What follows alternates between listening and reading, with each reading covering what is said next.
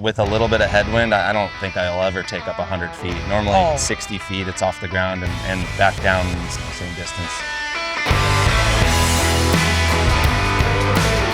Hey guys, Big Snappy here. I'm here with Trent. Normally I interview people from the factory or someone who manufactures the plane, but Trent actually built this with the factory and owns this plane right behind me. Hey Trent, how you going? Good, how about you? I'm good. So what is this beast behind us? So this is actually the second of Legend's new plane that's integrating the Rotax 916. We're calling it the Legend Nomad.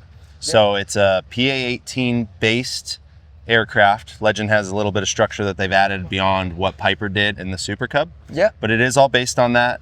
And what's unique about this specific one being the Nomad is the Rotax 916 power plant. Because the engine's so much lighter, we had to move it a bit forward. It's got an entire new cowling and firewall forward with all different cooling design. You actually helped build this. Yes. So what's your part in building this? Well, so I'm the builder and I did the factory build assist. Yeah. So we built it at the factory and I showed up. I think I spent 7 weeks there working with the guys so that I could fill the 51% to make me the builder of record. I did though, however, help a bunch with the firewall forward development and design of that and a couple other tweaks that we've made through the plane itself. But this plane, compared to a standard Cub wing, we have a leading edge cuff that extends the leading edge about 2 inches. So to keep the center of lift and center of pressure in the same place, keep the CG the same, we move the trailing edge back 2 inches as well.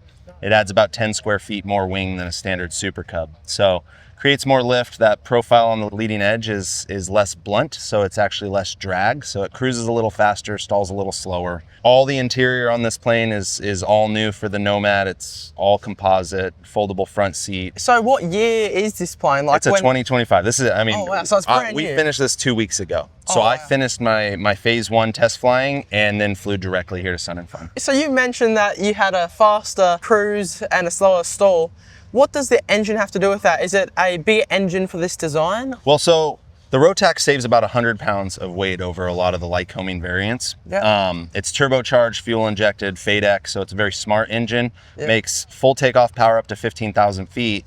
So while running a constant speed prop, you can make more effective horsepower at cruise levels, and it's just an efficient engine. So compared to the Lycoming powered Legend over there, I cruise the same speed on about half the fuel, Yeah. or I can cruise about 20 miles an hour faster if I want to. So you said this is a bigger engine. So what's the takeoff distance with it? Like for it being a STOL, like? I haven't even flown it when there's been calm wind. Yeah. But with a little bit of headwind, I don't think I'll ever take up 100 feet. Normally 60 feet, it's off the ground and back down in the same distance. So what's the stall speed on this? So we're having some interesting indications. My indicated airspeed at stall is saying 37 miles an hour. Oh, wow. But even on the calmer wind days, when I know it's only blowing 3-4 miles an hour, on final, my little box is telling me I have a 15 mile an hour headwind. So I'll be indicating 55, showing 40 over the ground on final.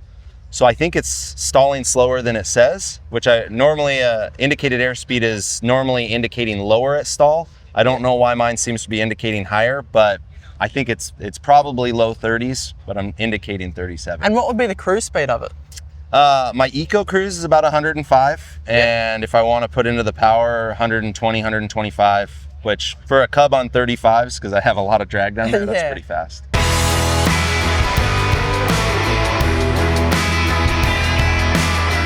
So why did you actually choose this type of aircraft? Where are you using it? I live in northern Nevada, and Nevada's 85% public land.